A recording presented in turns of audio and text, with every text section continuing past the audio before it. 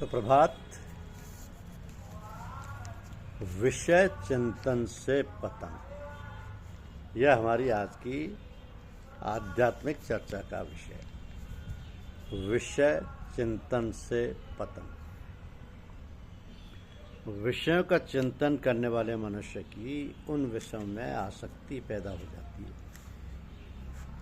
आसक्ति से कामना पैदा होती है, कामना से क्रोध पैदा होता है, क्रोध पर मूढ़ भाव हो जाता है, मूढ़ भाव से स्मृति भ्रष्ट हो जाती है, स्मृति भ्रष्ट होने पर बुद्धि का नाश हो जाता है, बुद्धि का नाश होने पर मनुष्य का पतन हो जाता है।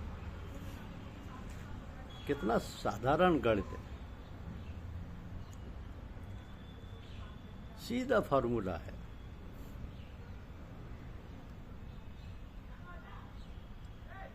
कि विषयों का चिंतन करने से विषयों में आसक्ति पैदा होगी, आसक्ति से कामना पैदा होगी, कामना से क्रोध पैदा होगा, क्रोध से मूढ़ भाव पैदा होता है, मूढ़ भाव से स्मृति भ्रष्ट हो जाती है, स्मृति भ्रष्ट होने पर बुद्धि का नाश हो जाता है, और बुद्धि का नाश होने पर मनुष्य का पतन हो जाता है।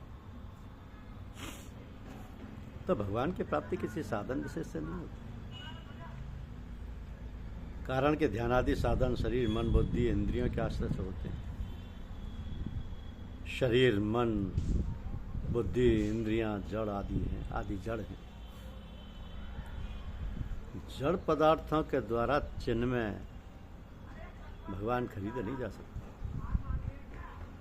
क्योंकि प्रकृति के संपूर्ण जड़ पदार्थ मिलकर भी चिन्मय परमात्मा के समान कभी नहीं हो सकते। तो सांसारिक पदार्थ कर्म या पुरुषार्थ करने से ही प्राप्त होते हैं। तो साधक भगवान की प्राप्ति को भी कर्मों से ही होने वाली मान लेता है।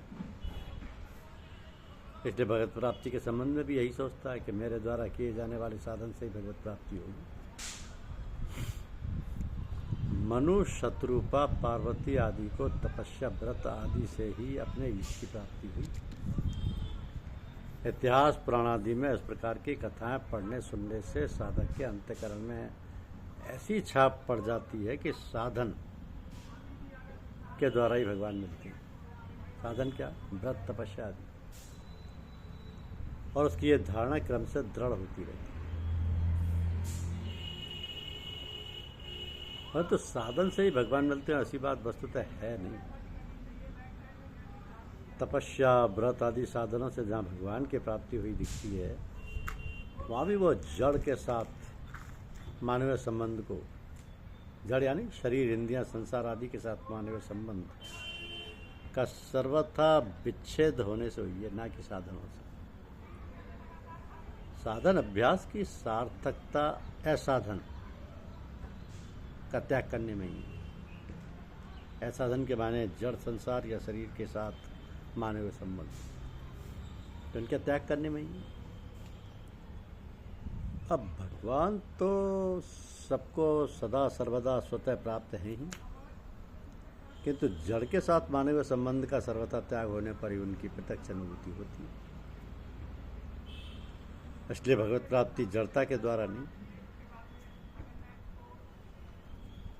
अपितु जड़ता के त्याग से होती है। तो जो साधक अपने साधन के बल से भगवत प्राप्ति मानते हैं, वे बड़ी भूल में है। साधन भजन की सार्थकता तो केवल जड़ता का त्याग करने में ही है। इस रहस्य को ना समझकर साधन में ही ममता करने और उसी का आश्रय पकड़े रहने से साधक का जड़ के साथ संबंध बना रहता है। जब तक हृदय में जड़ता का कुछ भी आदर शेष है, तब तक भगवत अनुभूति कठिन है।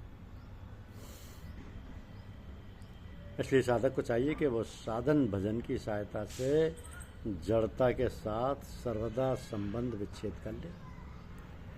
एकमात्र भगवत प्राप्ति के उद्देश्य से किए जाने वाले साधन से जड़ता का संबंध आसानी से छूट जाता है, आसानी से छूट जाता है। प्रातः स्मरणीय परम पूज्य श्रीमान लालाजी महाराज के सानिध्य और सत्संग में रहकर न जाने कितने प्राणियों ने अपने को धन्य माना। और जीवन सफल बनाए। उनका वंश और उनकी शिष्य परंपरा दोनों बड़े उत्तम प्रकार से महात्मा जी का कार्य संचालन संपादन करते हैं। इन सबको देखकर सुनकर बड़ी प्रसन्नता होती है कि केवल अपने देश भारत में ही नहीं अपितु विदेशों में भी खूब प्रचार प्रसार हो रहा है, निरंतर बढ़ रहा है। ये सब उन्हीं परम पुरुष पूर्ण धनी लालाजी महाराज की दया कृपा से हो रहा है। जो लोग उनके अनुयायी प्रचारक व प्रसारक हैं वे भी प्रशंसा के पात्र हैं। उनका जीवन धन्य है, वह सफल है।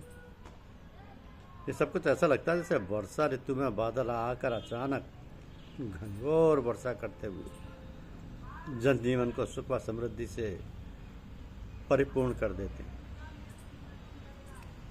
तो कहा जाता है और है भी सही कि महात्मा लोग पर्दा करते हैं जिससे स्थूल शरीर से दिखाई नहीं पड़ती, परंतु निरंतर निरीक्षण परीक्षण युक्त उनकी दया और कृपाधार की वर्षा अनवरत शिष्यों और उनके अनुयायियों पर होती रहती है, जिसके जीवंत उदाहरण देखने और सुनने को मिलते हैं, जिसके प्रभाव से लोगों में प्रेम आनंद और कौतूहल का उद्रेक होता रहता है। भगवान सर्वव्यापक सर्वांतर्यामी व सर्वज्ञ हैं और मनुष्य परमपिता का अंश है। अब जिन लोगों ने अपने जीवन को उनके चरणों में उनके आदेशों प्रेम परिपूरित वचनों को तन मन धन से पालन करने में अपने आप को न्यौछावर कर दिया है, ऐसे भक्तों में महात्माओं में परमपिता के वह सब गुण प्रकट हो जाती है।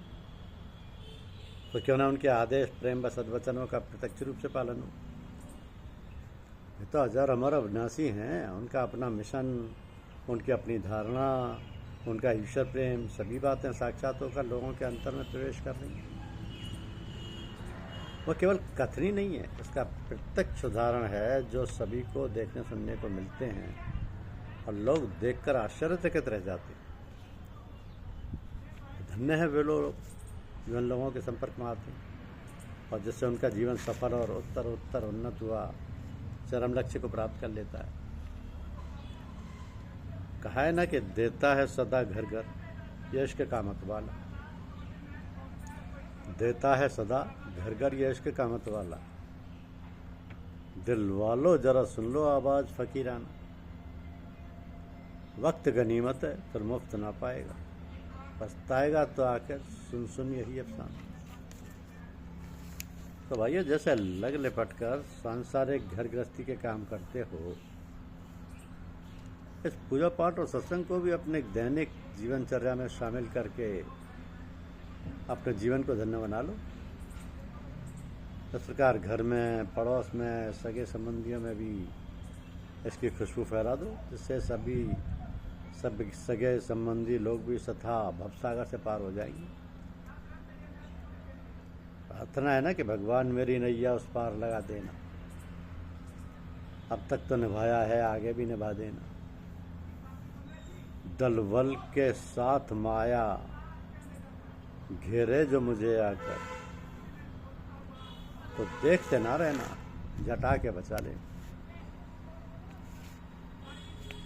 बेच दिया है गुरु को मैंने निज आत्मा सहित शरीर, तीन लोक में ढूंढा जिसको दर्शन पाए निज के तीर, हाँ नानक वह गुरु ही है जिनकी कृपा हुई भरपूर, वह समागम प्रभु से अपना रहा न कुछ अब दूर अधूर। सब ईश्वर की कृपा है। धन्यवाद।